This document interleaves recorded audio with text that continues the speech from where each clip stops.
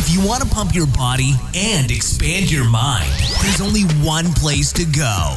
Mind Pump. Mind Pump with your hosts, Sal DiStefano, Adam Schaefer, and Justin Andrews. In this episode of Mind Pump. You like how I started out aggressive and then it kind of brought down a little bit? You kept the energy For the first down. 40 minutes. How do you say 40 in Spanish, Justin? You put me on the spot. No, that's 20. I was going to say cuatro, but it's not Quarente, right. Quarente, right? yeah. Is it something like that? Something like that. Why you look at me? It's hella racist, dude. Adam, you're the most I feel Mexican person stupid in the now. room. Thank you. Yeah. I knew this question. I failed. So we do our introductory conversation. We start out by talking about my encounter. Your Ingles? My encounter with the spider. I mean, it was a sad, scary situation. I'm so glad I'm safe and here today. Yes. Then we talked about spraying DDT on kids. I can't believe they did that. Don't try this at home. You gotta keep those kids clean. We were horrible human beings. Talk for a about while. the first car phone. What year do you think the first car phone was ever Justin used? dropped some knowledge here. Hey, Justin clowned on me with this. He actually knew some facts. Big time. Yeah, I had no idea. Big time. All the time. Then we talk about laptop theft and the airbag bicycle prank. Oh my God! If you guys have time to watch a YouTube, Yes. it is worth your time. They deserve it. Oh my God! Then we talk about the vegan meal law. Believe it or not, there's a law now that benefits vegans. We talked about Health IQ's quiz and getting life insurance policies on other people, on other loved ones. Kind of interesting. We didn't know you could do that. Health You gotta IQ. hedge your bet on your mom, huh? Health IQ provides inexpensive, quality life insurance for fit people. So if you're fit, you got to go to healthiq.com/mindpump and get a free quote. Then we talk about Adam's Organifi phone call. Adam likes to talk about all the things we want to do ahead of time. Nothing's changed. Nothing's changed. If you go to Organifi.com. You read the book The Secret. That's why. Yeah, that's it. Organifi.com/mindpump. Enter the code mindpump. You're going to get twice as much as 10% off. Do the math, Adam. 20%. 20% off. You're so good at math. You win. Just don't know it in Spanish. Then we get to the questions. 20. Oh yeah. Yeah. I know that one. The first question was, why is it that someone's 10 rep weight can be so close to their 1 to 3 rep weight? That doesn't make sense, but it does. Find out why in that part of this episode. The next question was, what are our thoughts on tempo when we do a lift? Should you slow down the tempo or should you be explosive and quick with your lifts, Justin? That's the only time you want to be quick. Yeah. With the lifts. You got it. Buddy. Next question, health and wellness directly affects testosterone and sex drive, but how does your sex drive affect your health and wellness? This is one of those reverse questions. Does more sex or better sex give you more quality in the gym, in life, and with your you're health? not going to feel terrible. That's right. Let's be honest. And the final question, what is the meaning behind the color coding of the MAPS program? We get really scientific here. Easter egg alert. Easter. Okay? You got to listen to the end of the episode to figure out why we colored them the way we did. Yeah. Believe me, trust me. I want to read theories. Ironically, that spawned from this conversation. A lot of thought went into this. Also, Electromagnetism. What is- I fucked up on that. what earlier. is electromagnetism? Yeah. Is that what makes you attracted to That's Adam? what it is. Also, we are in September, and what is turning out to be one of our most popular new program launches ever, MAPS Strong. I guess I'm not surprised at the response that we're getting. People are loving MAPS Strong. The workouts are fun. They're different. It's a strongman inspired workout program. You get a lot of great work on the posterior chain, like the glutes and back. Develop a very solid body, burn a ton of calories, speeds up your metabolism. It is a strength program. Really phenomenal. You can find it at MAPS Strong, 2 S's in the middle, MAPS and then strong.com.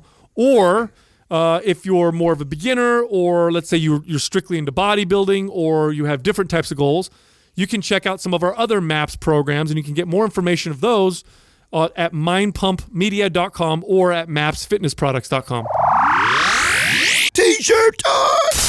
And it's T-shirt time. Oh, all right, it's T-shirt time. T-shirts Shirt give you reaction. Give away those shirt tees. Yeah. All right, we have had 13 reviews. Hey. We're giving out 4 shirts. Not our worst week. Nope. All right. The winners are Care Bear 0807, Rainbow Power. Care Bear stare. Shepherd Mama 88, Afar 007, and Dirk Diggler 1987. Ooh, that porno. Yeah, all of you are winners. Send a name I just read to iTunes at mindpumpmedia.com. Send your shirt size, your shipping address, and we'll get that right out to you. Thanks, guys. Hooray.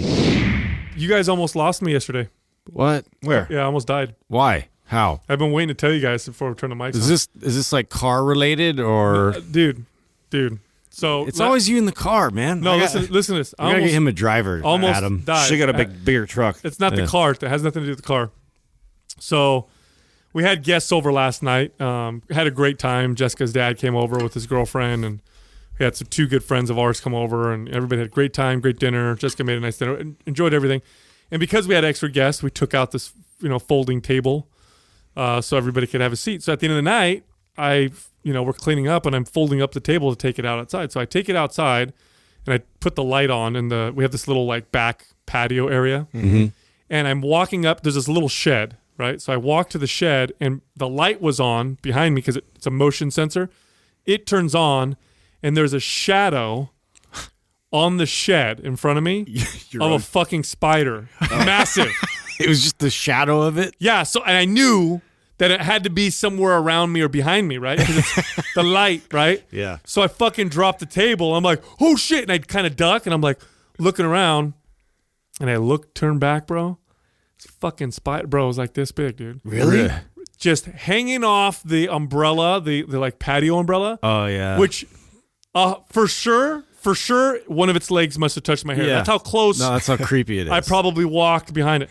So I walk under. I'm like, oh shit! And then Jessica, who has a legit phobia of spiders. Yeah. So I'm probably borderline need help. She definitely is no good with spiders, right? Yeah. And I don't like them either. But because I'm the guy, I go on killing sprees. because I'm the guy, and you know how sexism works, I have to fucking handle that shit. Yeah. And I can't act like a pussy. So I'm like, oh my god! So she's in the house.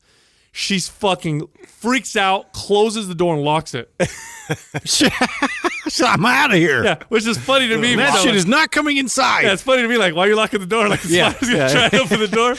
Deal with this. But it You're not could've. allowed back in. It could have. That's how big it was. Wow. So she's like, you can't come in until you kill it. You can't come in. So I'm like, fuck, I gotta kill this. And I'm like, so I convinced her to let me in the house. I go in the house and I get 2 pairs of shoes, right? Yeah. So I had to get 2 shoes. Yeah, it needs two. No, it's, Bro, not even, so it's not even a one shoe But spider. you still have to have your own shoes on. I've never been able to kill a spider when I don't have shoes on. Fuck no. If that thing touches your toe, It's on the ground. you're I've contaminated. had one hit the ground and run at me one time. That was fucked. You know what I'm saying? Yeah. So I walk out there. I had these 2 pairs of shoes, and she opens the door just enough so she can get out, closes it real quick. And I got the shoes, and she's like, "Come on, you got to kill it, please, before it runs away."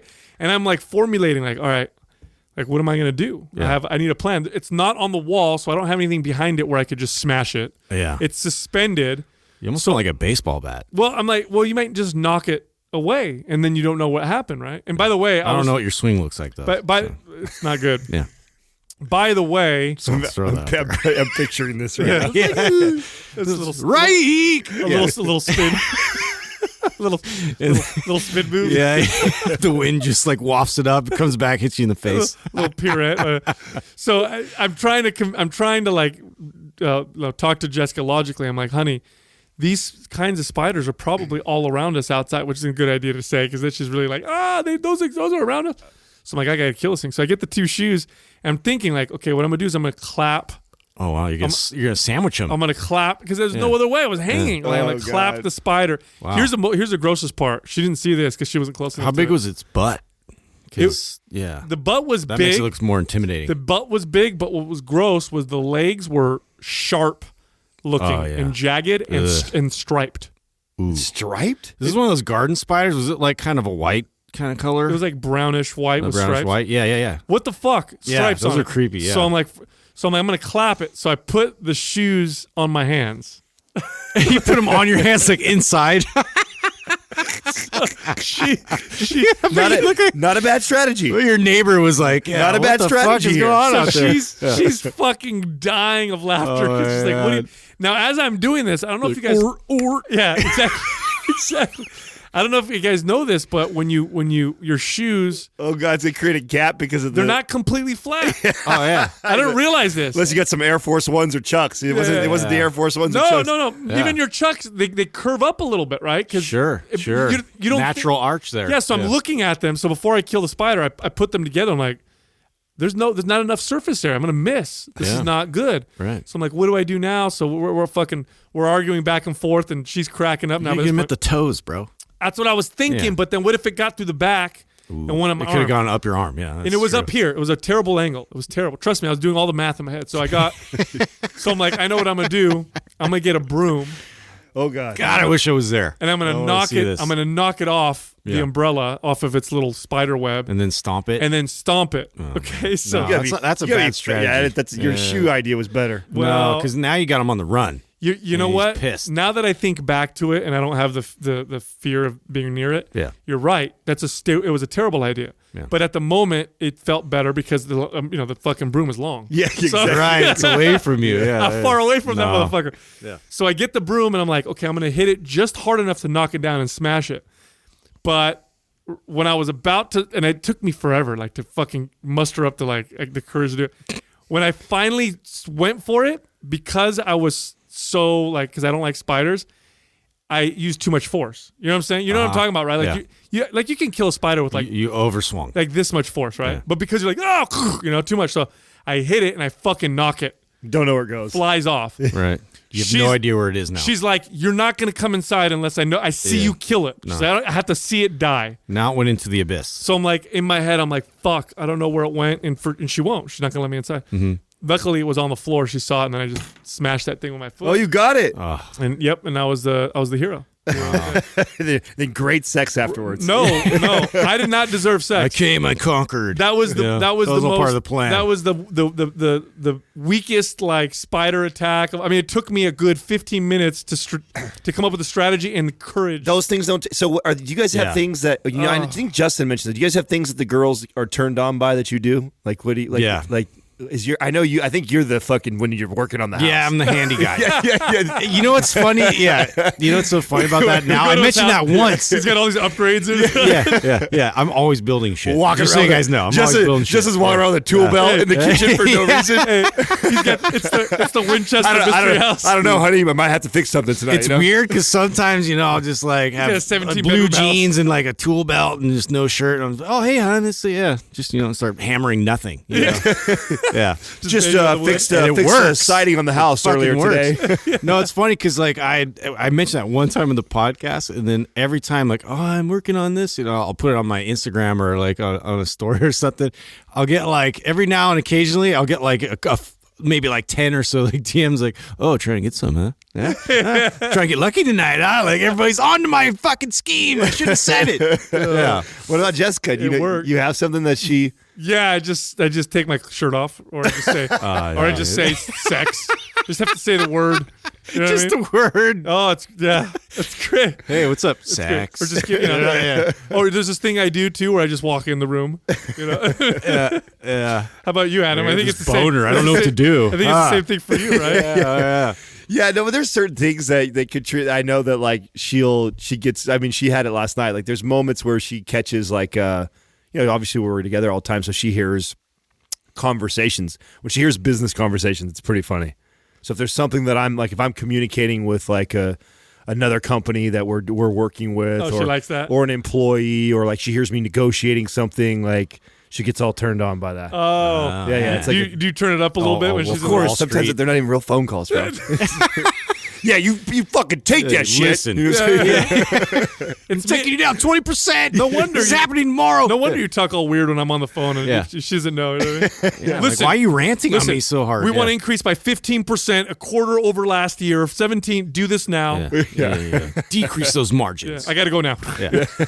What happened? Yeah. Anyway, I'm not a big fan of spiders. Are you guys cool with spiders? Are you guys? I mean, I'm somewhat I've built up sort of a resistance towards them as far as I used to have that same sort of like super arachnophobia vibes, but you live in the mountains too. I've had to get used to it. It's they just are there constantly. Even though I have some guy come by and spray, it's and the ones that survive are the fucking biggest ones. You know what I mean? Like those are the ones that like he kills all the little ones, but the mega fucking huge tarantula type spiders are the ones that stay around. We need to bring back DDT. We need to start spraying DDT everywhere. Oh yeah, you guys, Agent Orange in my backyard. little just get rid of everything. Do you guys know the whole? In DDT back in the day. So DDT is that famous pesticide that they used to spray and everything. And do you know what the original commercials for DDT were? No.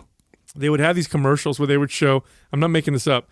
This is like in the Doug, when's DDT? Doug, 40s and 50s probably.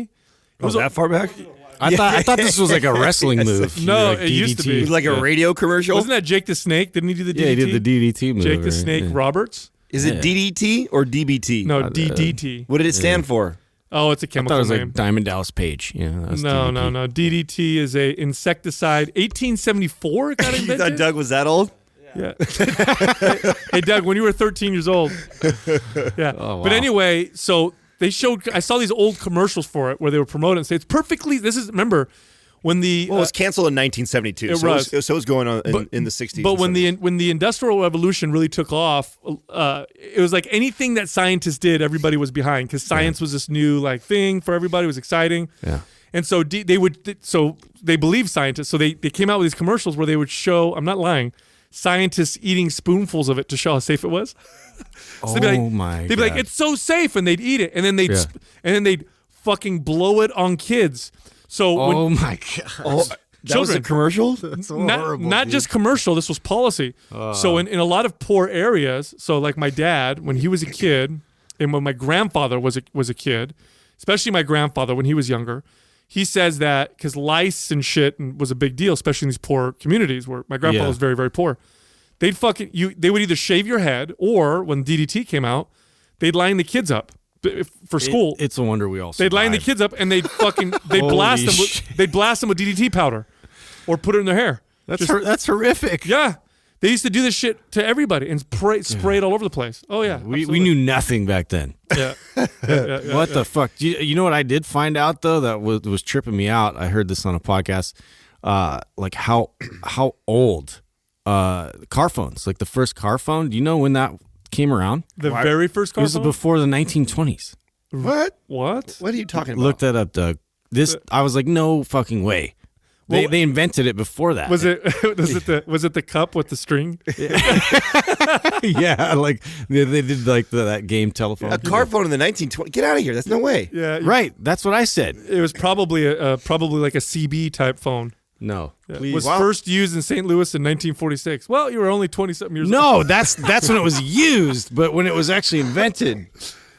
He's all. That's before cars were invented. No, Yeah. I'm just kidding. Wow, no shit. I didn't know that, though. Yeah. I remember when shit. Look at him. But I just think of it as like the brick, from Wall Street. It had that like one car phone that would look like a. My fucking uncle huge had brick. one when I was a kid. He was a painter, and he used to, in his paint truck, he had one. Yeah. And it was a big deal. Bro, you know how It was expensive phone calls were back then? Oh, yeah. It was so. I remember we used to get in trouble as kids because me and my cousin, we used to get in the car and we used to fuck around on it all the time, and he'd freak out.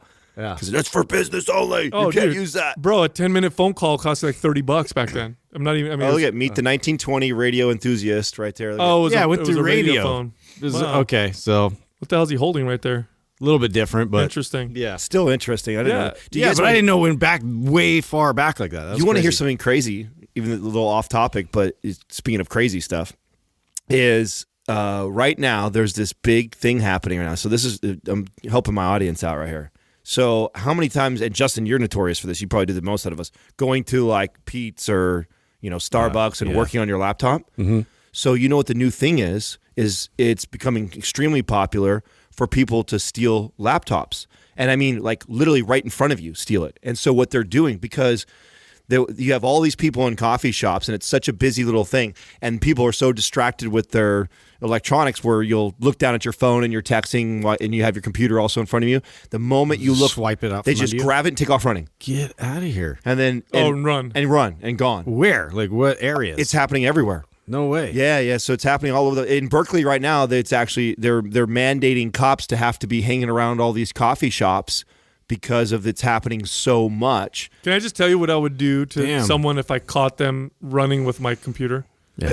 You know what I mean? The beatdown that would happen. Oh yeah. Just instinctually, not because This I think is why you need to train to run. that's the problem. Yeah, we gotta get That's you the other sprinting. problem. Like if I see them do it in the first 10 feet, they're gonna get caught. After that, Exactly. after that, I'm gonna throw something. Well, I think that's Try and hit them with I think something. that's I what, know. I think that's probably what happens, right? I mean, think about that. You're sitting down at a coffee shop. You have a coffee. You're probably like, you got something in your lap or your notes, and you got your iPhone, and you look down just for a second. Someone grabs that. Have you seen the videos I'll go from crazy, dude. bro? You know where that kind of theft is terrible?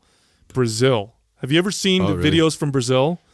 So, because Brazil is, You should see the videos on this. There's videos on all this. Oh, look up. it makes me angry. Laptop thefts, Berkeley, Doug, and Makes me angry. see what you get. Oh, dude! In Brazil, they have these videos of where people are walking holding their purse, and like a kid will walk up, rip the purse out of hand, and just run away. Yeah. And then you'll chase them, but you're not going to catch Well, the it kid. kind of makes sense. I mean, it's thousands of dollars right away versus them having to go when you're robbing a bank or whatever, don't they have just like a couple thousand at their disposal and that's it? No. This is way less risky. No, it's. I mean, I hate to say something like brilliant because it's fucking fucked up, but it's. Yeah. I mean, if as a thief, it's a pretty smart strategy to go around ripping off these laptops. See, look at this video of these. You're sitting there, doing school notes. You look down for a second. Well, the scary part is that they can take all of your information, then sell your information on top of that with your laptop. So your laptop has like all of your shit on it. If they can hack their way through it or sell it to somebody who's trying to like steal your identity. Wow. So See that? that's what I'd be worried Just about. gone. Yeah. Bolted. Wow. Look at that. That makes me very upset, very, very angry. What's crazy to me is And that poor nerdy kid that's on the laptop. You know what I'm saying? look at. Right. And why did he stop running after him? That's all I want to know. I think because you're just like he's probably in thinking shock. He's probably thinking, he's got flip flops too. He's like, fuck. There's no way. and he's probably thinking, what am I going to do if I do catch the guy? Yeah. Oh, look, that guy got caught right there. See, there would be a beatdown right there, instant. Yeah, I'm not just hugging him. Yeah. I'll tell you that. Hug you so hard you can't breathe. Yeah. It's in my belief. Oh wow. Yeah, they're getting a fight on that one, huh? My belief is violence, theft, and property damage should be the highest punishments of all crimes, in my belief. And I think it's crazy that, like in California, for example, I don't know if you guys know this, if someone breaks into your house and you're not home and they steal less than $1,000 or something like that, it's no longer like that big of a deal. Oh, they don't do shit, bro. Yeah. Well, I think if someone breaks in your house, even if you're not home, that should be a very big deal. That's a major huge intrusion. violation. I've talked about it. I've had 2 of my cars stolen. And I remember the first one I was in shock and I was pissed. The second I was like, oh, fuck, whatever, They don't do anything about it. They come and they write a report. There's nobody goes out and the only other way. It's not like CSI. No. It reminds me of that movie where he's like, leads. Yeah. And he starts like cracking up. Yeah. Like, you don't have any leads? Yeah. It's exactly like that. They do not do it. The only way, okay, so like if you steal a car, all you have to do is drive the speed limit. You're gonna be fine. If you get pulled over and they run the plates, know. yeah, and you don't match but I mean, when was the last time one of you guys got pulled over? Like, just fucking drive safe. You steal a car, drive safe, and you're fucking fine, dude. Oh man, That's how crazy they that don't is. show up with the white gloves and everything. Pick up. Oh, look at this. I guy. know, yeah. Take to Yeah. the Little lab. DNA Well, you know what samples. pissed me off on the second one was my neighbor, 4 or 5 houses down, actually had a camera outside of his house, so you watch my truck get fucking jacked. Did you watch the video? Yeah. Oh, I watched it. Hold on a second. You watched someone get into your truck? And Yes. Now, did you Did recognize they have the lock license or- plate? No, you can't. See, that's the problem. The camera wasn't damn. detailed, but I mean, you saw what it was. It was either a dark blue or That's black. worse that you saw that. Yeah, no, Suburban, and you see them. They get into my truck. How'd they get in?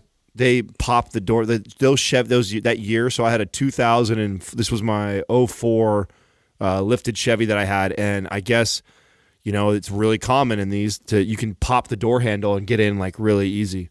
That's what I mean. These guys are smart. They figure out what cars are the most common. That's true. I had the Acura Integra, which was like up there with the top 3 easiest cars to steal. So 2 times I've happened to have the vehicle that ends up being. And that's why you use the club.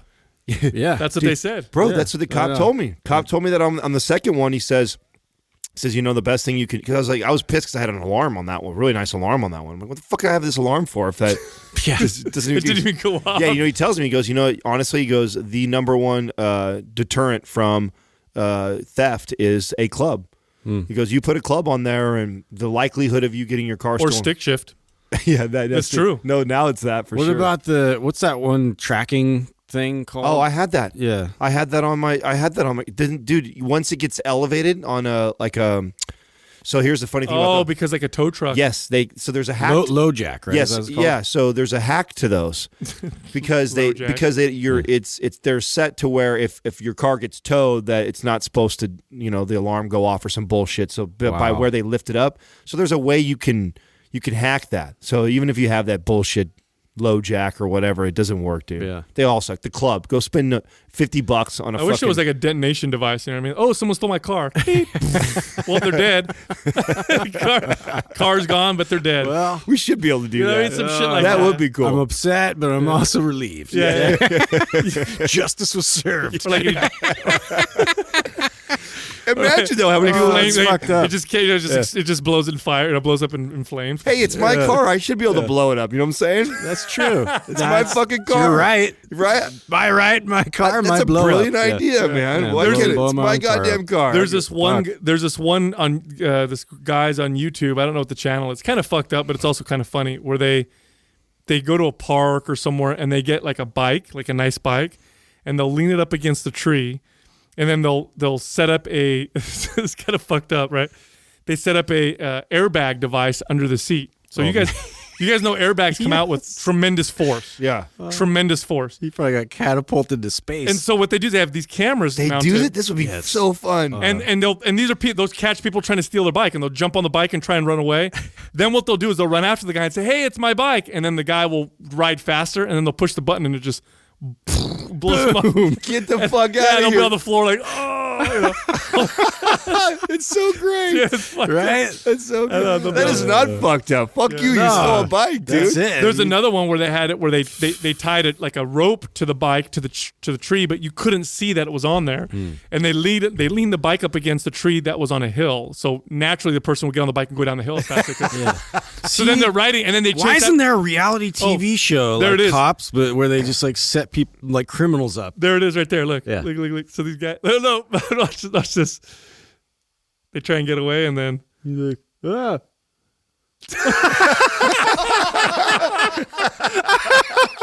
It's like his ass exploded. they get a. Oh my god! He's holding his tailbone like, oh god. It's Dude, fucked up. that is the best prank ever. It's fucked up. Yeah. He's like, man. Anyway, there's a lot of these. There's a lot of these videos where. See, I wish we could. It kind of went off a little bit and scared him. Yeah. Anyway, good times. Yeah, that's good. They're all. I don't good feel times. bad at all. Yeah, that's funny. I don't, man. If you're stealing someone's shit, dude, Yeah, like fuck you. There's got to be a deterrent there, right? That'll teach. You know, that's a lesson that they just had to learn. Dude, you know what it is? It's like, nowadays a lot of people, they're not stealing because they need it, because that's different, right? Not that it necessarily justifies it, but Right. if you're trying to feed your family or whatever. But it's not. It's a lot of these kids just taking advantage of other people. Yeah, that's You know? that's exactly what it is. That's the thing that No, really it's pisses me almost off. always that, dude. It's rare that someone is stealing for survival these days. Yeah. It's just someone coming up, dude. Well, my It's house sad. got broken into a while ago. That was it's a fucked up situation when that happened. No, hell no, bro. It's hella shitty, dude. That feeling that you have when someone's taking something from you, it's an awful feeling. Well, the worst part of it for me was because they stole a bunch of stuff. There was two things that happened that really affected me. One was they took my son's piggy bank. Remember, my son at the time was, how old was he? 7. So imagine the little 7-year-old going in his room and he knows that we got broken into and they stole his piggy bank. And then the other thing that really pissed me off, 'cause I was married at the time, right? They rifled through my wife's underwear drawer and threw underwears everywhere, Like they just have no soul. trying to find something, obviously. But, you're like, oh, you went through my wife's underwears and you went in my son's room and stole his piggy bank that had like, $50 worth of change that he's been saving for the last few years. Yeah. Really, really infuriating. Really infuriating. Yeah. Anyway, I'll did you, lose my shit. did you guys see that thing I shared on my Insta story about the new law that they're going to try and pass in California for hospitals? No. So they're gonna pass a law that's gonna make it mandatory for all hospitals to offer a vegan option for patients. Oh yeah, I did see this. Yeah, so they're going to make it mandatory. Not that. So explain why that's so bad. So I'm glad you asked. So it's Because not first hearing that, it doesn't sound bad, like a bad thing. Right. We're going to tell people that like they should have this option. It's only fair, if someone's a vegan and they're in the hospital. Sure. So why couldn't they have? Sure. Because it's not. They're not forcing that all the meals have to be vegan. Right. Now that would be fucked up if all of them had to be vegan. Sure, But to offer more options. I Yeah, don't they're understand why it's so forcing bad. that the hospital has to offer the vegan option. Now here's why a lot of laws like this pass. First off, on its face, people think like what you just said, right? Like, well, why is that so bad? It's just an option, and it's because people don't understand the unintended consequences that happen from legislation that doesn't match market demand. So let's say, and here's what a lot of people need to understand: a lot of hospitals are private, most of them are, and they will provide what their customers kind of demand. If they're declining because everybody now are vegans and they were serving still meat and that was their only thing they're serving, eventually they go out of business if they continued that way, and so they'd have to change their ways. So number one, if hospitals are getting a large demand for vegan options, they will provide them. If a hospital doesn't have a market demand, then they won't provide a vegan option. Now, if a law comes out and says no, regardless of market demand, we don't care if your customers ask for it or not. We don't care if you see that there's viability in this. You must offer a vegan option. It is a waste of resources. So I'll flip this a little bit. Imagine if there was a law that said Mind Pump must provide vegan food options for people. It would be a total waste of money for us. We'd buy all these vegan meals that we're required to buy. We'd have to store them, and then nobody would eat them, and then we'd throw them away. Or a small percentage of people would. Or a tiny bit, and then we'd have to throw them away.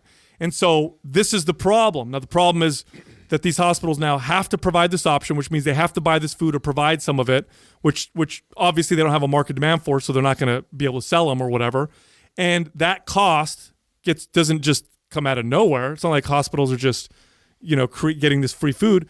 They pass the cost on to everybody else who's using that hospital. And this is why prices go up. So what they've essentially done with this law is they haven't helped anybody. All they've done, or maybe they've helped a small percentage of people, that small percentage that, maybe a hospital 1 out of every 20 demands vegan, but it's not enough to justify the cost. That person now benefits, but all the other 19 people have to pay for this extra cost of food that is going to go bad or not be used or whatever.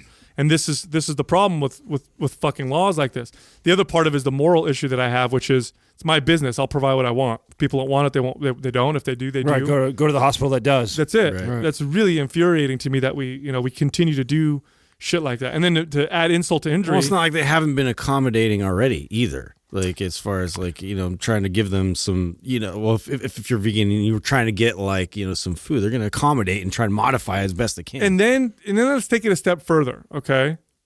Here's a great question. Does the government or the state have a good track record on promoting what is healthy with nutrition or anything? Right? Yeah. Ever. Terrible. They're never been on point. They're terrible. Well, In fact, it's hard for the average person to see that deep into it. Like you see something pop up and I sounds good. Yeah, it sounds like, oh, okay, this is cool. Like, yeah, they should have to provide more options, but you just don't think deeper into that. What does that mean, and who's really benefiting from that? Bro, I think every restaurant should give families with 2 kids 15% off. That makes sense for me. I think that sounds good, right? All families, if you have 2 kids or more, but it doesn't make sense. It only makes sense if the market can support it. Otherwise, it's a waste of resources, and it's like you're adding the business. You're adding a tax. You're just adding a tax onto something. And again, government's got a terrible track record of promoting what is healthy.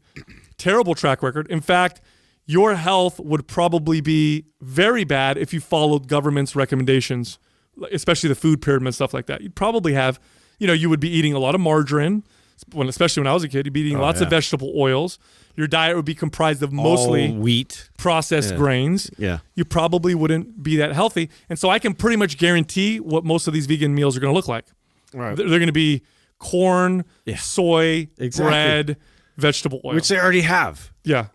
That's what I'm saying. Yep. Like they're not gonna. It's not like they're gonna provide like any like awesome, Fresh, vegan, like restaurant grade. It's fucking hospital food. Yep. And on It's gonna be dog shit to begin with. And on top of it, when you're a vegan, and vegans who are listening know exactly what I'm talking about, you can eat a vegan diet and be healthy, but it takes way more planning because you have to match and mix certain foods to provide the right nutrients. There's certain nutrients that are just not found in vegetables, or at least not in large quantities. And so the hospital, you really think they're going to go out and give these people who, it's not the same. It's not the same. So it's not even going to be that good. Doug, you just pulled up the Health IQ's quiz thing, and it looks different. Is it a different quiz, or is it the same quiz that we did before? I'm not sure, honestly. Because the image is definitely different. Is it more related to like the foods and stuff? Can you hit the start quiz, or is it going to be too much? Yeah, I'll do that. Yeah, I want to see if it's different or not. Yeah, for Health IQ is they're bringing this back though. Just for people who don't know, it's Health IQ is a company we work with that provides life insurance, but the market that they work with are fit and healthy people. So you take this quiz on their website, and it tells you how good your health IQ is, and their prices are the pool of people they work with are fit and healthy people. So your prices for life insurance are pretty much lower than anywhere else we could find. And Doug used to work in the insurance industry, and he well, that was part of how we decided we were going to align with them. Was we had Doug? I mean, because let's be honest. Look at this. Look at the second question you asked. So here's part of the quiz. Yeah, see, it's changed. The quiz is a little bit different. You can answer the kind of diet you have: vegetarian, pescatarian, vegan, paleo, Mediterranean diet, low carb diet, intermittent fasting, gluten free, lactose free, alcohol free. Do you take supplements? Then it asks you about your workouts: walk, run, cycling, swimming, triathlon, yoga, Pilates. Do you lift weights? I mean, it's just phenomenal. And in all it's of way this, more specific than just like how often do you move? Right. That used to be like the sort of standard as far as these questions are and concerned. you should get life insurance, especially if you have family. You know what a lot of people do too with life insurance? I just talked to Jessica's dad was bringing this up. A lot of people will get a policy on, so like if you're a kid, you'll get it on your parent, or you'll get it on someone else because, if something happens to them, then you'll get, money knowing that, okay, if something happens to them, I need to have money to pay for the funeral. I need to have money to pay for these. Oh, you can do that for them? I mean, do they have to sign off on it, or? I'm not sure. You have to have what's called an insurable interest. So you have to be like a parent.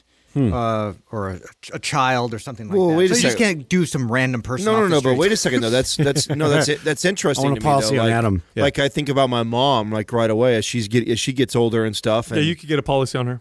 Wow. Mm-hmm. She has to qualify for it. She has to qualify for it. Yeah, she has to qualify. So does she fill it still all out? I don't understand. Like, and I'm just. Well, you'd have to help her with the application process, probably. Okay. And then she'd probably have to do an exam. But then you're paying for it in a sense. But then you can pay for it. You can be the owner of the policy. That makes sense. Yeah. No, it makes a lot of sense. Yeah, I mean, it makes a lot of sense. My uncle is actually, always talking to me about this, and he's like, hey, I look at your relationship with your mom. It's very similar to my relationship with my mom, and he goes, I had took care of her. Like my uncle really took on everything financially at the end, and I know it was a major burden amount of money that he had to fork out to really help her through those last probably 5-10 years of her life. And so I think about that all the time, and I think like, dude, do I start like right now, like putting money aside, like thinking like that, like but I didn't know that. Yeah, and then you could maybe recoup some of it. Or you're right, Adam. The cost of healthcare.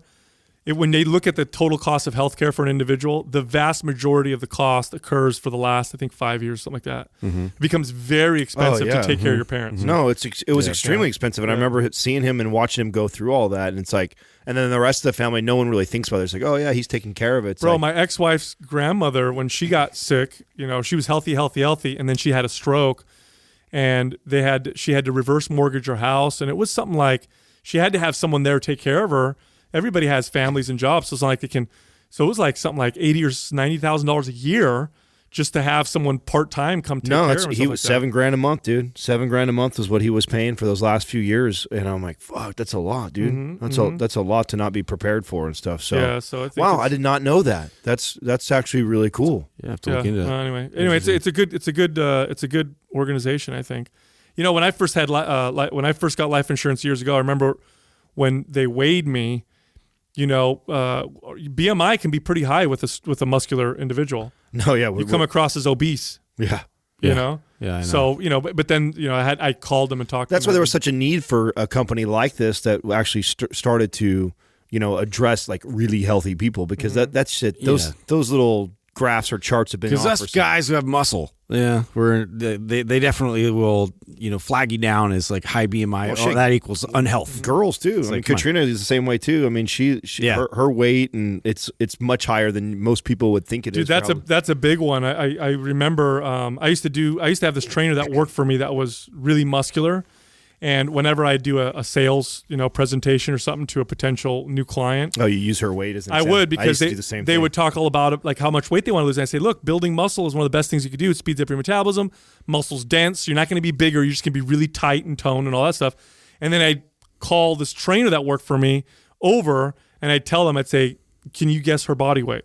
And they'd be like, 115, 117, whatever. But like, she's 150 pounds. You know what I mean? She's a full 40 pounds, 30, 40 pounds heavier than you think. And then they'd freak out, and we'd walk over to the scale and we'd weigh them, and then boom, they would get it right. I used to use the same. Did you strategy. really? Yeah. Well, I actually had a female trainer that was like 175 pounds, but she was like 11% body fat. She looked freaking amazing, but she was just solid legs, and if you were to guess her weight, you would maybe just guess 130, So I used to do that all the time with clients, because you get a female client coming in that weighs 180 pounds, and they think in their head like, I want to lose 50 pounds. It's like, well, it's less about you losing 50 pounds. It's about changing your body composition. you know? Absolutely. I meant to ask you, Adam, you had a phone call with Organifi yesterday. Oh yeah. How'd that go? Can we talk about this on air? Yeah, I'll talk a little bit about it. So, there's two things I talked to them about. One, I was sharing with them the success of the campaign that we had with Life Aid and how well that went, and seeing if they could muster up something similar with their gold juice, their green juice, and their red juice. Sampler or Yeah, something? like some sort of a sampler for really cheap. I said, just the Life Aid thing did extremely well, and our people love it, and they loved it. You know which one wins people over right away is the gold juice. Oh yeah, Right? Wins everybody over. I've noticed that too. Yeah. Well, I saw, I don't know, it was one of the last episodes I mentioned the thing that you put me on, which, by the way, I had last night again too, and I sleep like a Have baby. you tried it yet? Almond milk, warm almond milk. Oh, it's I ridiculous. have, yeah. You whisk it too. I'm all about that. You have like my the- little whisker, and it gets it all frothed The up. sleep elixir. Yeah. no. Big time. So I talked to them about that. And then the other thing I talked to them about, which was really exciting, because they seemed very receptive to it, and it's going to be something they discuss. So I don't want to put it out there that this is for sure at all, but it is something that I thought they would be a great partnership with this. And that's, we just did an episode recently where we answered creatine, and creatine is, if there's something that we all have consistently probably used over the life of our fitness career, it's creatine. And Creatine's a health supplement. It's It used to be just a muscle building supplement, but now we know that there's a lot of health benefits to it. So, and if there were to be a supplement that would be a quote unquote performance, but then like you said, Staple. a type of supplement, it would be like that. And we always talked about too, if we were to do it, it wouldn't be some bullshit like, what's the latest and greatest type of creatine, and getting into that. It's like we would literally do like in just a organic, pure, raw version of that. And I said, it's kind of crazy you guys don't offer that, because you already have the vegan protein. And so I would imagine you have a lot of vegan people that are consuming your products. Like it would be smart. Vegans benefit a lot from taking creatine. If you're a vegan or vegetarian, especially vegan, because vegetarians will have dairy and there's some little bit of creatine in that. But if you're a vegan, supplement with creatine, and the odds are it'll not just forget muscle mass and all that stuff, because you'll get stronger and all that. Cognitive boost from Your it. cognitive boost, and you'll feel better. So, I got, after we aired that episode, I got messages from maybe like 4 messages from vegans who said that they had, when they went vegan, after about 6 months, they started getting anxiety or depression or just these weird mental symptoms. They started supplementing creatine, and it went away. And that's actually, one of them actually told me that their doctor recommended it. She went vegan. She started having these symptoms. The doctor put her on creatine, because we're finding now that, it's essential. It's almost essential. If you're low in it, you're not going to feel good. Well, at I know all. we have a ton of our audience that already takes it anyways. I've sent people all over the place to different brands and stuff like that I've taken in the past and I like. And so I told Organifi, I said, even if it was something that you guys weren't going to do as a full product line for yourself, I'd be interested in doing some sort of a white label with you. And they said, oh, well, we already do that, so we could definitely do something like that. They're good. They're a good company. Yeah, so we'll see. Maybe a bunch of people will go over to their page and be like, Mind Pump Creatine, start like hyping them up so they want to do it more. But we'll see. What are you doing, man? What if they see the demand? They're like, we'll do it ourselves. Good job, Adam. Yeah. Well, at the end of the day, for me, I want it's our idea. I want a source that I can point people in. I feel like I've been hooking up all these other companies for a really long time, and it's like, they're a partner of ours. We have a lot of love and respect for Organifi. We like what they're doing. They've been a great partner for some time, and if we can point our audience in their direction, and even if it doesn't really financially benefit us, if it's a product that we can trust, because for me it's like about how it's being sourced and put together, and we know that right. We don't have the time and resources to pull that off internally. No, so none of us need help. None of us have ever wanted to get into the supplement business. I'm not trying to get into that. I don't have no desire to get into the shipping and packaging and manufacturing and all that garbage. So so that was a conversation. It went really, really well. And they're supposed to get back to me. I'm supposed to talk to them later next week, and so I'll keep the audience posted on what's going on. But pretty exciting if that happens. Deal. Yeah, good deal. This Quah is brought to you by Organifi. For those days you fall short on getting your organic veggies or whole food nutrition, Organifi fills the gap with laboratory-tested certified organic superfoods to help give your health and performance the added edge. Try Organifi totally risk-free for 60 days by going to Organifi.com. That's Organifi.com. And use the coupon code MINDPUMP for 20% off at checkout. Our first question is from 00 Silk Drop. Why is it that someone's 10 rep weight can be so close to their 1 to 3 rep weight? This was a cool question. I picked this question because you see this a lot. And I definitely experienced this because I was somebody who trained a ton in the 10 rep range and got really good at it, right? Got really, really strong and good in the hypertrophy phase. Like if you stay in that 10 to 12 rep range for a really long time, your strength will also progress. Even though it's a hypertrophy phase and it's leaning more towards that kind of the pump, you will get stronger 100% from training in the 10 to 12 rep range. And I did for a long time, and I would watch them. We'll use like my bicep curls for an example, right? So like it's an easy thing for people to visualize. Or a bench press. That's an easy, simple one where I noticed this, where I could get up to the point where I could do 225, I could get it up to 10 reps, right? Well, then I finally moved into the 1 to 3 rep range, and I couldn't get that much more weight. Like I could get a little bit more weight, but not much more weight. And a lot of that is because, and we talk about this, and again, there's this, how much do we know about the central nervous system? But that's really what I attribute a lot of that to, is when you train in that hypertrophy phase and that kind of that pump type of training so much, and you don't train a lot of strength training, you don't have that ability to summon all the strength that you need in order to lift that really heavy weight. So then even when you go down in rep range, you have that central nervous system hasn't adapted to that to get everything firing at once to lift it. And it took a while before I could learn to do, my body could learn to do that, and then I started to see my strength go up. Your body, it's funny too, because I was the opposite. I loved training in the low rep range, and I did it for years in the 1 to 4 rep range, and I'd lift tons of weight at that rep range, and then when I'd go to 10 reps, I'd have to lower the fuck out of the weight. I'd have to bring it way down. Super humbling. For the exact same reason, right? For the same exact reason, and it didn't make, even to do 6 reps, I'd have to lower it way down. And it's, your body actually models itself off of what you do a lot of. And it's just very specific. Your body adapts in very specific ways. You can, and people listening, okay, for the MMA guys who are listening right now, remember if you were, let's say you were a jiu-jitsu guy and you had great stamina on the mats, and then you went and did your first boxing class or whatever, and all of a sudden your fucking stamina, you're in better shape than the average person, but all of a sudden you're gassed and you're like, what the hell's going on? I could roll for an hour straight, but 10 minutes now and I'm gassing out. It's a whole new set of commands you're telling your body to do. It's totally same thing with the boxer who went to the ground, or the cyclist who tried to swim, or whatever, or again the power lifter who tried to bodybuild, or the bodybuilder who tried to powerlift.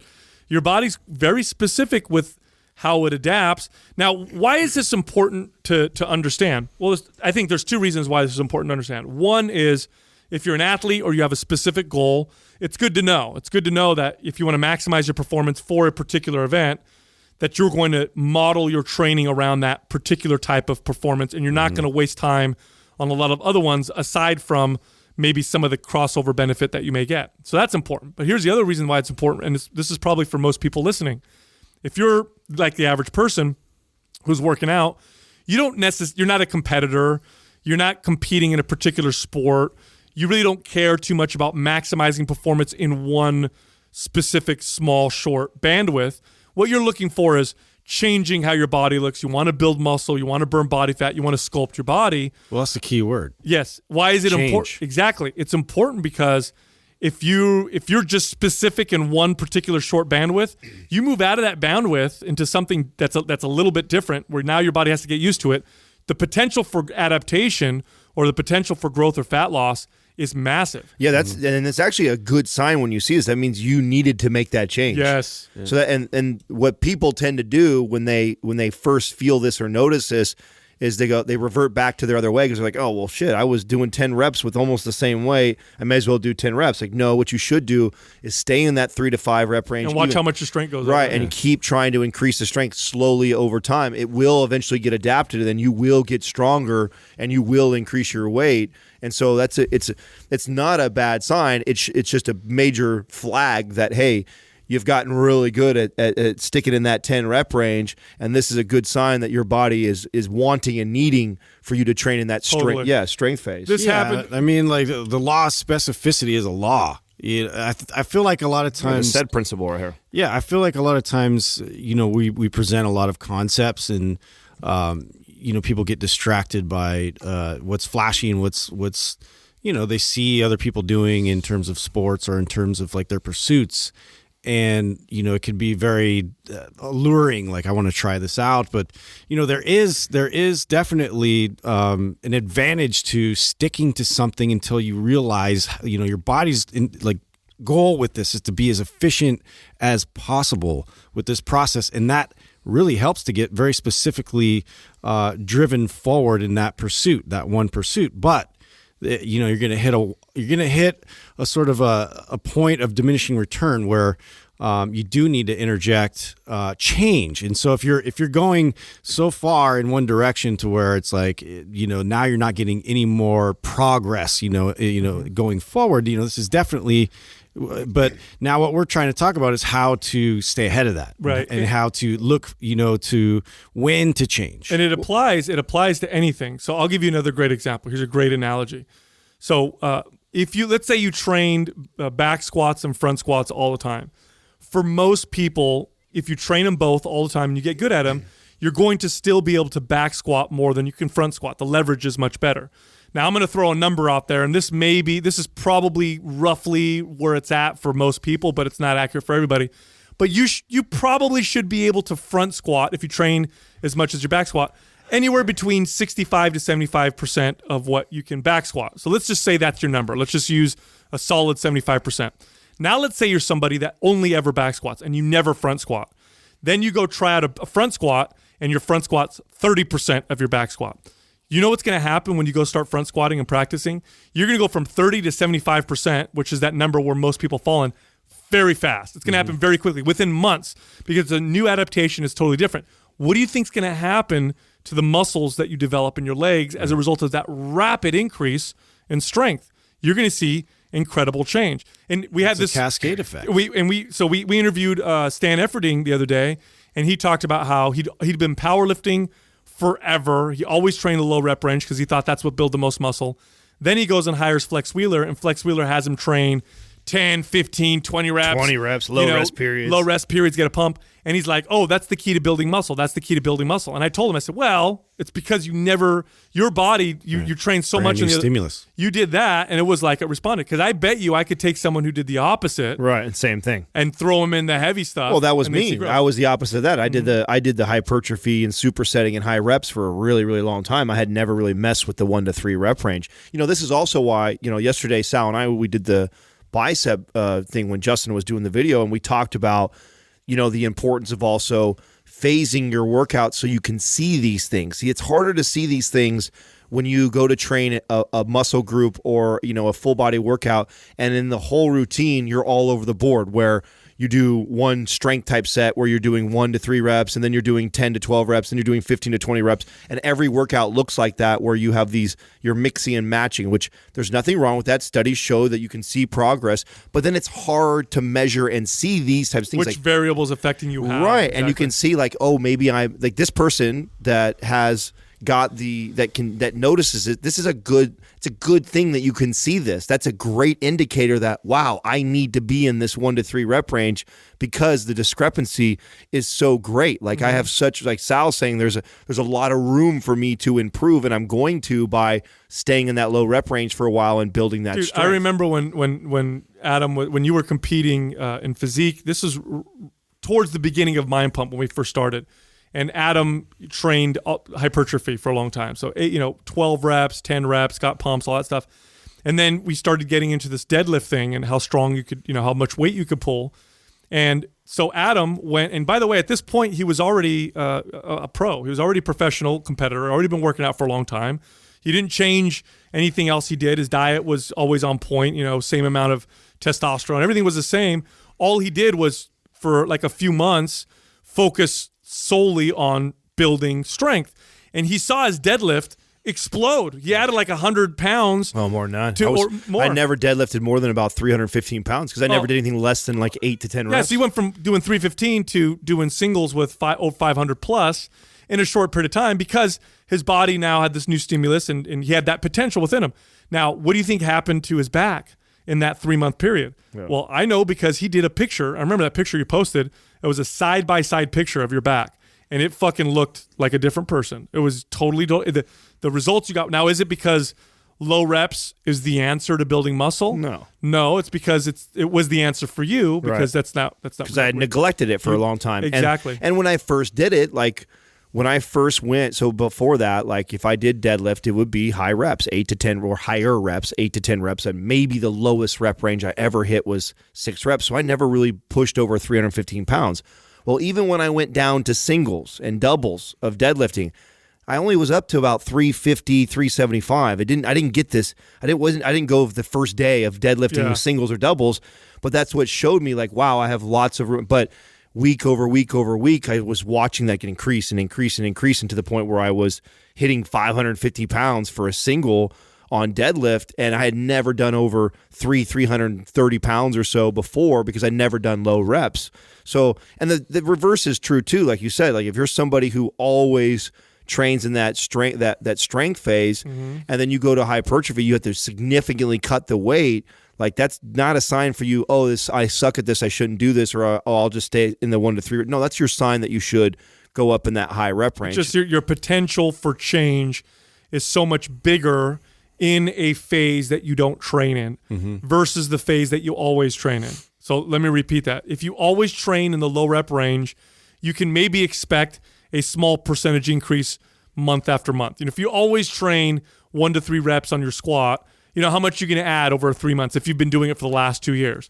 If you add 5 pounds in 3 months or 10 pounds in 3 months, that's a huge victory. But if I take you out of that and train you a new phase, because your starting point is so low, the potential is massive. If you go from that to 12 reps, you're going to add 70, 80 pounds to your 12 rep max within that same period of time. Which one do you think is going to affect your body with more dramatic results? The one that you grow the most in. Next question is Larison. What are your thoughts on tempo when doing a lift? Would slowing down the tempo of a movement to achieve a greater stretch and contraction be more or less effective than moving a heavier weight at a slightly quicker speed? Oh, another good question right here. You know what's funny about this? So I think a lot of people get confused when they hear the lift explosively. When people say, you need to lift explosively to build more muscle. When it comes to this, it's all about intent. It's not necessarily the speed. So there is power training. Power training is totally different. So we'll leave that out for a second. And power training is your Olympic lifting, where you are moving the bar very, very quickly. So let's just stick to traditional resistance training. When you're lifting a heavy weight, studies will show that exploding does build more muscle. And again, remember, they're comparing head to head. We're not talking about, like we just talked about with the last question, where the one you're not doing is the one that's going to give you best results, because I'm sure we're going to go there. But if you just compare head to head, exploding activates more muscle fibers, but the bar is not moving fast. So you still have that time under tension. It's just it's heavy and you're trying really hard versus taking a lightweight and trying to move slow. I don't know if that makes any difference. There's a benefit to being able to push something hard, but it moves slow because it's hard to move. Well, this is also an incredible way for us to manipulate intensity. And you can do that many different ways. And doing it, moving the bar explosively is one way, and doing that in a slow, controlled way. And like we talk about the rep range, I also would talk about tempo. So if you're somebody, and this is, to me, tempo was one of my favorite things to manipulate with an experienced lifter. Because even experienced lifters have a very specific cadence they typically lift with. Yeah, and it becomes natural. Isn't yes, that weird? Yeah, like and even and everybody in this room is guilty of that. It's just you tend to do that. We manipulate all these other variables all the time, programs, exercise, and like phasing, all this stuff like that. But very few people speak to and manipulate tempo that often.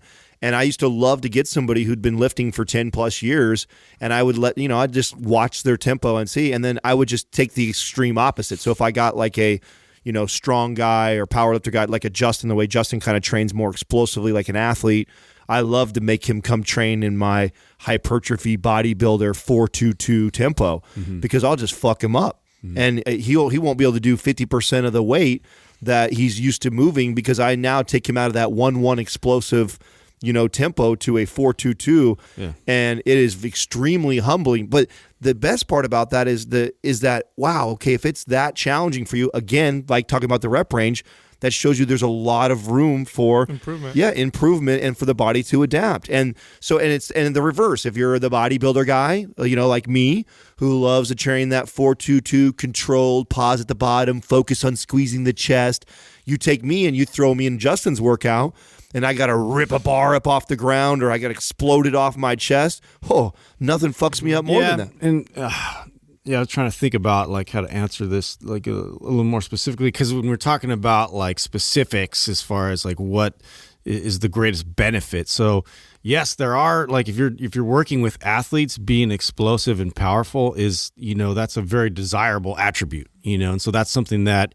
you'll see that a lot in gyms, where it's a high focus. And I even know that there's camps around this with the Marinoviches and like your Nick Kersons with the Speed of Sport, where it's like, this is the only thing that's highlighted because of the fact that it really does translate on the field. They're speaking to it. But could these athletes benefit from hypertrophy training? Absolutely. And is this something that they should consider more often? Absolutely. Because we're talking about change, how to improve, how to have a performance advantage over, building more of a foundational strength base to your body is going to, it's going to require you to train a little differently, than this, because at a certain point, like you can only get so efficient.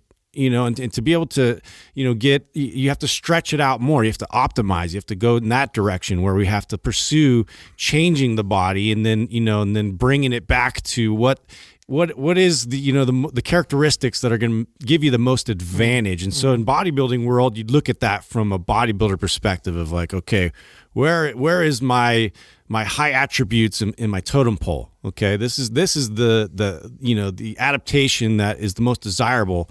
So this one's going to be frequented the most, but I'm going to interrupt this, with other styles and other, acute variables to make sure that my body keeps progressing and changing. Beautifully said. And here's another factor that we haven't even touched on yet, because I tend to recommend most people, just because most people aren't competitive athletes, I tend to recommend that they mostly, or sometimes always, stay in a very controlled rep tempo, mainly for one reason only. It is far lower risk of injury. Far lower risk of injury. Now, you can look at pro bodybuilders even who train at a very high level. You look at the guys that compete into their 40s and late 40s, like Dexter Jackson, compare the way he trains to guys like Dorian Yates and how he used to train. Or even Ronnie Coleman and how he used to train. Lots of strength, very explosive, definitely developed lots of muscle, lots of injuries. Dexter Jackson still trained today. Vince Taylor back in the day, who competed up until his late 40s at the highest level. These guys trained with lots of control. They didn't try to max out on everything. And they were lifting weights at high levels in their late 40s in a Right. sport that, you're competing against the Well, like 0.1%. Justin said, it's not advantageous for them to do that. Nobody gets up on the Olympia stage and says, "Oh, Phil Heath and Sean Roden, how much was your max bench press this year?" Yeah. No one asks that question. They're looking at the way their body is sculpted, and you can sculpt and build a physique with very controlled, slow movements the entire year and train that way. And then that being said, like to Justin's point again, if you're an athlete, no one gives a shit if you bench pressed, or if your form was if you look a Right. certain way. If your legs were developed one way or more developed than the other guys, it's like, how do they move? Are they explosive? Can they get across the field faster than this guy? That's what matters. So, like Justin was saying, I think is an incredible point. Is that you're going to live in one area mostly. You're going to stay in one area most if you have a specific goal. Now, if you're the average person. Okay, if you're somebody who is looking for just overall health, you want to look better, you want more performance, you most certainly should move in and out of it, which is how we developed. Like if you look at our RGB. our RGB bundle, which takes you through basically a year of training, you will move in and out of every one of these different tempos, different rest periods, different phases, strength phases, and training phases. That is the idea. It's complete. That's the thing. It's complete. Our training. idea was to teach you how to program all those, and then from there, once you've gone through all those, it's up to you if you want to keep going through all of our programs, do our stuff. But the idea was to give everybody the tools on how to utilize these types of things and how to manipulate these things correctly. Now, one thing I'll say for the average person, I rarely have people go super explosive, the average person, like Olympic style, only because the risk factors. Risk is way up. Yeah, the risk is way up. And here's the thing. The negative portion of a rep, I'll argue for most people, again, there's those special cases like Olympic lifters, where the negative portion of a rep, this is when you lower the rate, should be controlled because you're so much stronger in the negative. Lowering it quickly, you lose the benefit of it. If you lower a weight quickly, it's not really a challenge. More muscles built in the eccentric motion. That's right. And control and lowering a weight And stability is important. and lowering a weight and changing direction, this is where a lot of injury happens. So if you look at people when they hurt themselves on a squat or a bench press or a shoulder press or anything else, very rarely is it, when it's continuous. It's usually when they're going down and changing direction, because when you change direction, the weight, just because of momentum, is heavier than it actually is. So if I have 315 pounds on my back and I drop into a squat real fast, when I'm changing directions, I'm actually having to control more than 315 because I have to change the momentum versus a slow controlled squat. So that's where I usually tell people, for most of the time, you should always have a controlled negative. I think it's the positive where I do a lot of variation, unless of course you're one of those those athletes like Olympic lifters. I watch Olympic lifters squat and it's funny. They drop in the hole and come back up and it cracks with tons of weight on their back. Like, oh, It's crazy. It's crazy. Well, it's nuts how much they own the bottom of that, dude. Like you see the way their ankles and their knees can go and stuff. Their like knees come in, their ankles are out. It's like it doesn't look like it's, but it's actually advantageous. It is. Next question is from C. Kinsey 32. We know that health and wellness directly affects testosterone and sex drive, but how does your sex drive affect your health and wellness? Do any of you find that a higher sex drive helps in life and in the gym? It's funny that Doesn't help me walk down the street. You know what I mean? Yeah. It's funny that their name is Kinsey. You guys know the Kinsey reports from way back in the day. These are the famous studies on sexual behavior of humans, and it blew How ironic everybody's is that? Yeah. fucking minds. It was the first studies where they were asking about everything from homosexuality to masturbation practices to sex with your wife to cheating and all It's this. like all YouPorn's analytics, like the first stab at that. The Kinsey reports were fucking just mind blowing for people. It will be interesting to look. I mean, I'm curious to hear you guys individually, because I think there's a little bit of an individual variance to this, right? I think that. Of course. I think that some of us have higher sex drives, and if you have a natural higher sex drive, the need for that, to have a balanced life, I think is more important. I think I have a partner that is extremely important. I 100% know that if I'm stressed out or when was going through what I was going through hormonally and I wasn't able to have sex with her 3 to 5 times a week, I know that she's much shorter. She's doing less things for me. and I know that when she's getting sex 5 times a week or more, she just loves to do anything and everything she can for me. So it 100% affects my life big time. And it positively alternate mine too, universe over here. because it's a, it goes back and forth, right? When they say a happy wife is a happy life, when I'm taking very good care of her in that department and she's very, very happy, then she's, happier around me and doing more things for me, which in turn makes me more happy and like makes the relationship better. So some people, I think it's extremely important. I think it's important to me too. I mean, if she was depriving me of, that's the partner I have now and I've had for 8 years. I've been in other relationships where, I've been deprived and had, somebody who has a low libido and sex drive. And I was irritable and frustrated all the time. And like, nobody likes to feel that way. This is why I think it's important that you match with a partner that matches you. Your libido tells you a lot about your health, your state of health, everything from your physical health to even your mental health. There are dysfunctions where your libido can seem to be super, super high, right? There's dysfunctional sex where somebody's, crazy with sex and they become addicted to it or they need it all the time or whatever. That can also be dysfunctional. So it does tell you a lot. And a healthy sex drive is one that doesn't run or rule your life in either direction. So what I mean by that is if like you never have sex and you're like, oh my God, I'm not connecting with it. Or if it's just like that's all you think about, those are both unhealthy. So it reflects a lot about your health. But, sex, here's the thing about sex. Sex definitely, okay, of course, the ultimate reason why humans have sex is to procreate.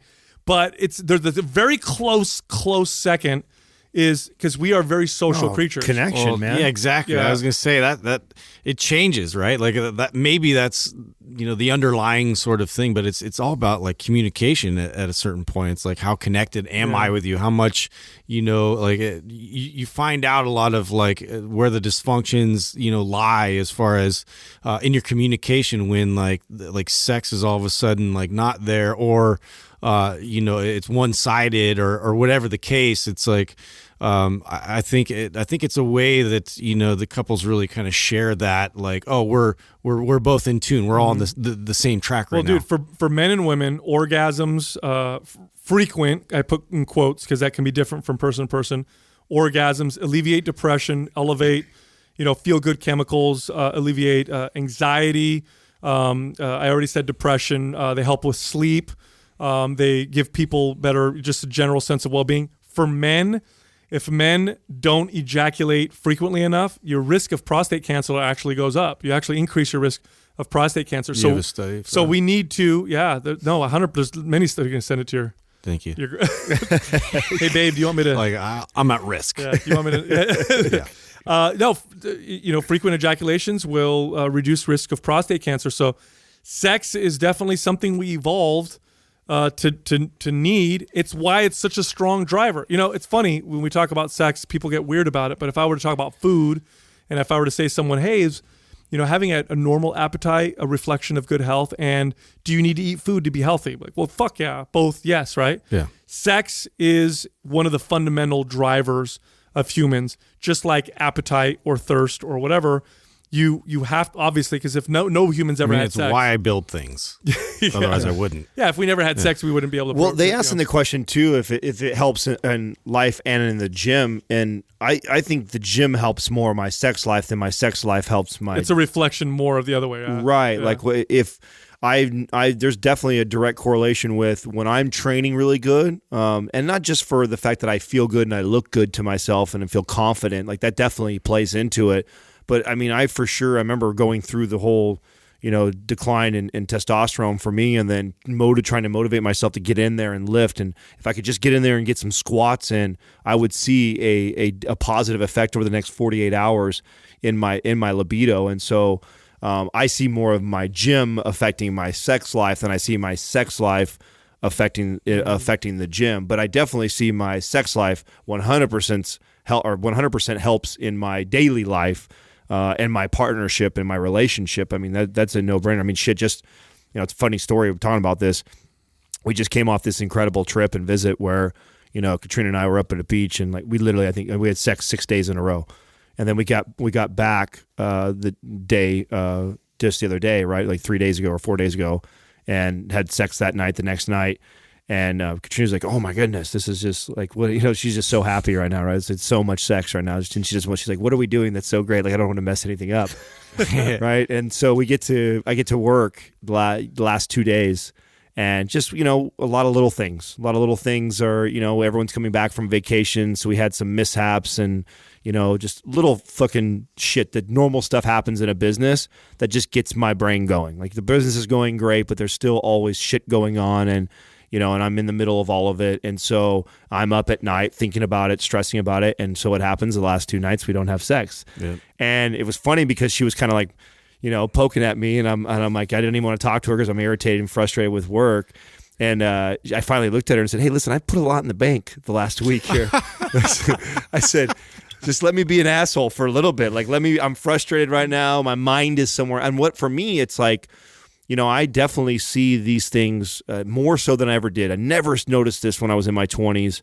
I totally noticed this now into my mid 30s when, you know, stuff is going on outside of our personal life. So when it's my business and work life or other relationships besides her, it 100% affects our sex life because I'm just a cerebral person. I can't, if I got something else going on at work, even if I do all these great practices to try and, you know, settle that down, it's really tough for me to. That's why vacation sex is always so awesome. Right. You talk to anybody.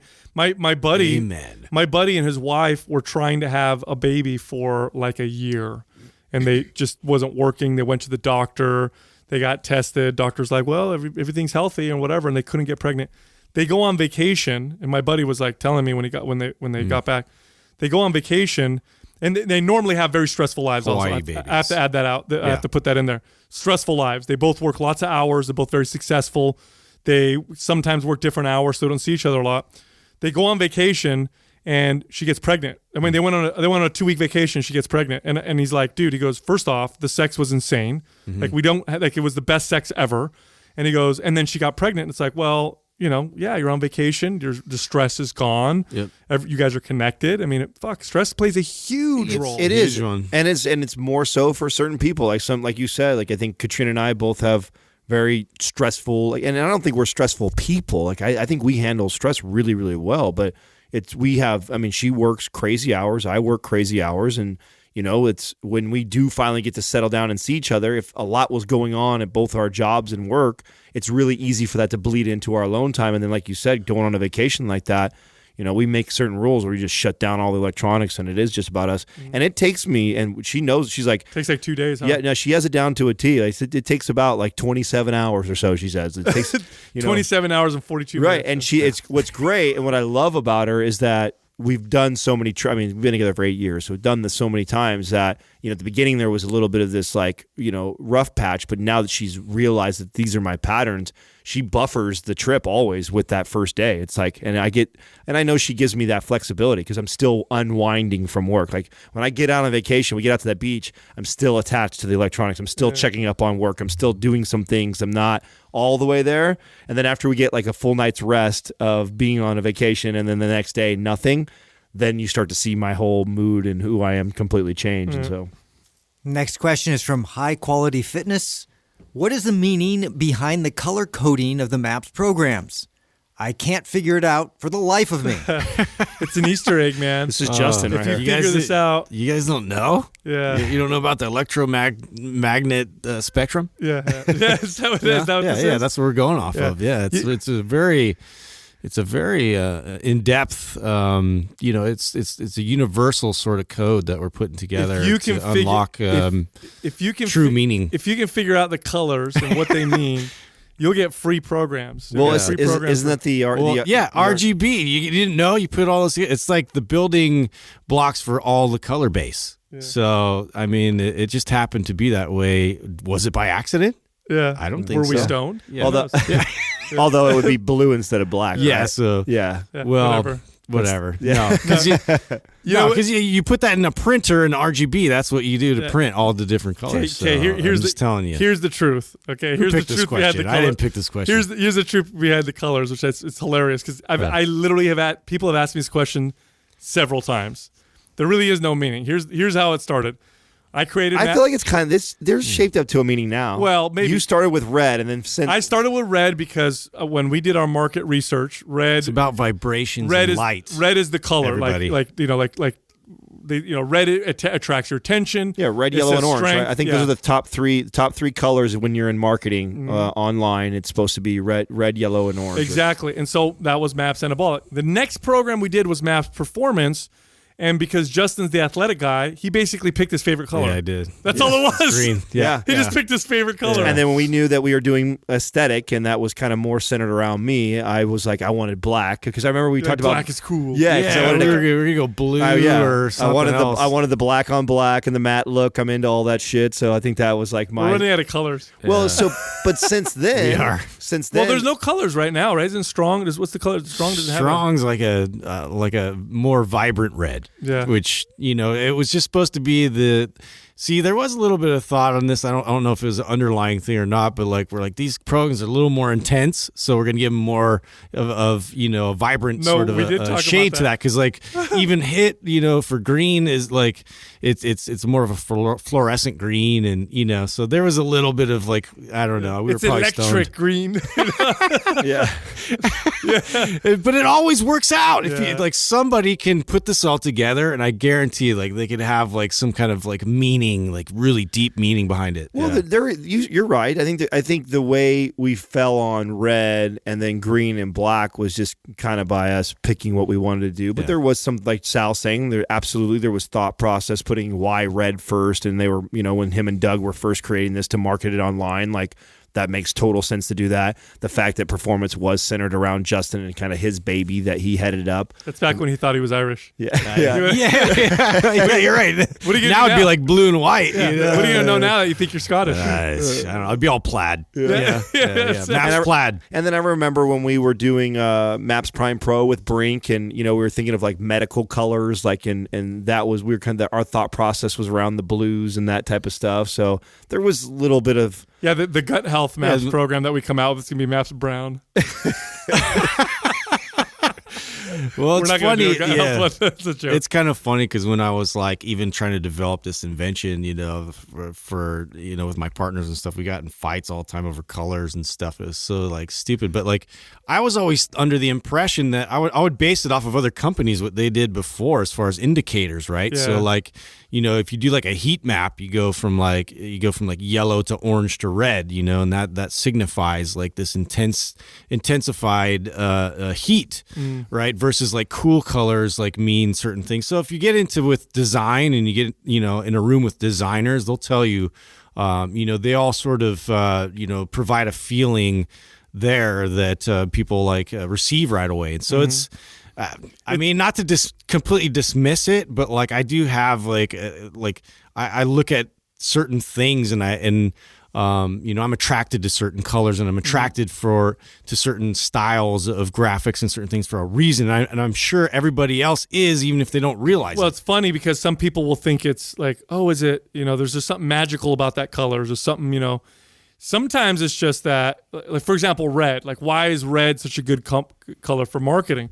There may be an underlying reason, but a lot of it may be the fact that the most popular brand of all time, which has been around for a long time, is Coca-Cola. Mm-hmm. And they were red. And then you have Target, and they're red. And you have all these other companies that are red. For example, Adam mentioned yellow. Yellow is another good. Mm-hmm. McDonald's. Yep. McDonald's, people probably now, because McDonald's has become so big, now yellow. Yeah, we've been conditioned, and we've seen it so often. I remember I went to this internet marketing course, and they were talking about all these split tests for the buy button that they would use on their websites. And they did all these tests, and they found that when you make that buy button orange, you make 2% more sales or something like that.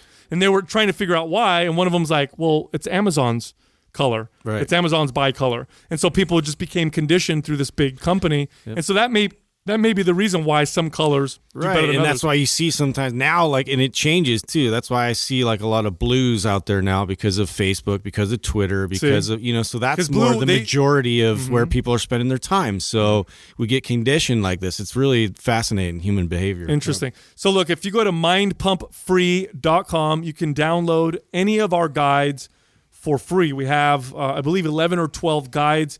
The newest one is how to build big arms, but I have one on HIIT training. We have one on developing legs, calves, flabby arms, how to strengthen or tighten your midsection. There's a lot of them. Go on there, download one of them, download all of them. It costs nothing. Again, it's mindpumpfree.com. Thank you for listening to Mind Pump.